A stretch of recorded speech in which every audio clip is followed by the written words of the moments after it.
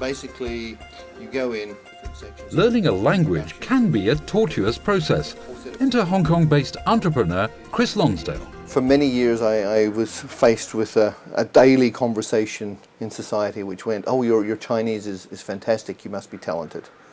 And I got completely fed up with that conversation because I've never been particularly talented in languages. When I was at school I was doing French. I was probably in the bottom third of my class. So language learning wasn't something I was any good at. But I came to China, I applied the ideas that I'd learned in psychology to learning Mandarin, and I'd learned it in about 6 months. And then when I came to Hong Kong I applied the ideas again and was fluent in Cantonese in about 4 months from arriving in Hong Kong. But don't expect Lonsdale's third-year courses, which he introduced through a smartphone application in conjunction with Apple's iPhone, to be heavy on grammar.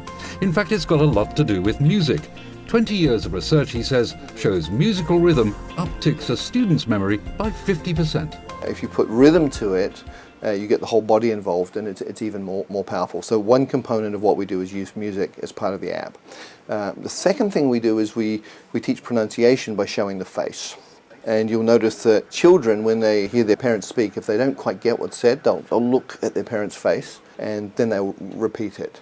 And research done a couple of years ago in Korea shows that if you can see the face, you improve your accuracy and your recall by about 80%.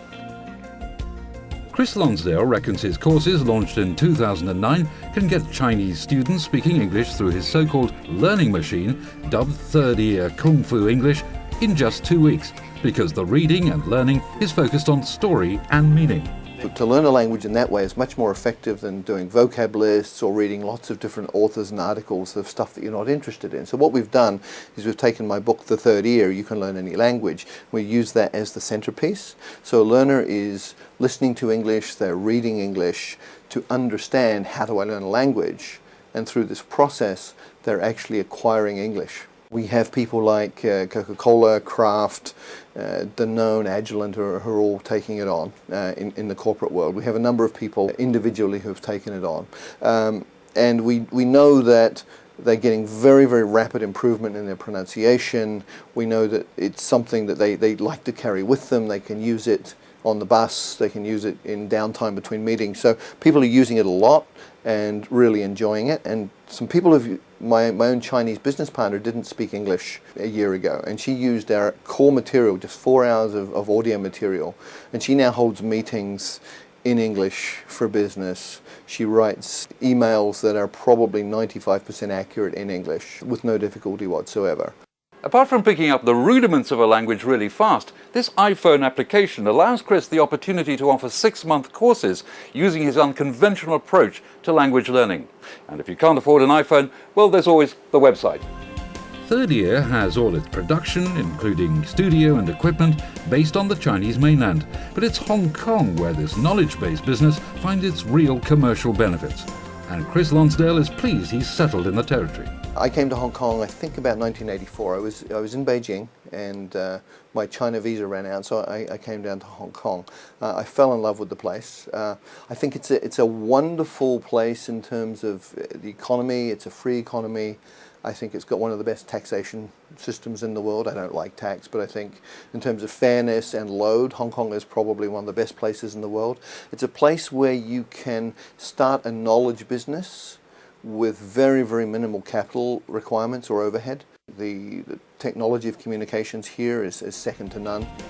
But just how far can language courses developed for use by mobile phone really take off on the Chinese mainland?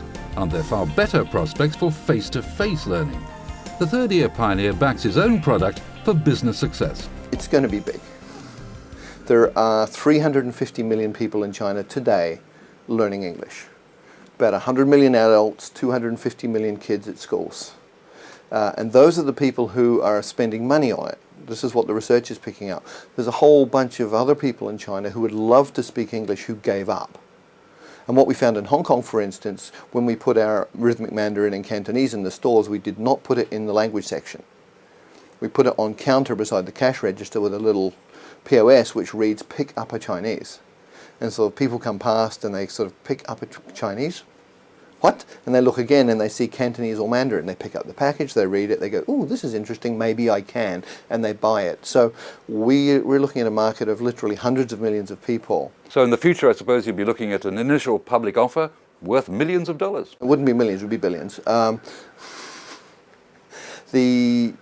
We're looking at a whole number of markets. One is English in China. Another is Japan and Korea. They have the same problems in those countries as Chinese have with English.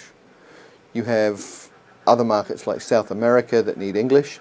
You have 30 million people around the world today learning Mandarin. We're already quite a long way forward producing a Mandarin product for those markets. So in the next 3 to 5 years, our goal is actually to be global. And you'll still be in Hong Kong. And we'll be in Hong Kong.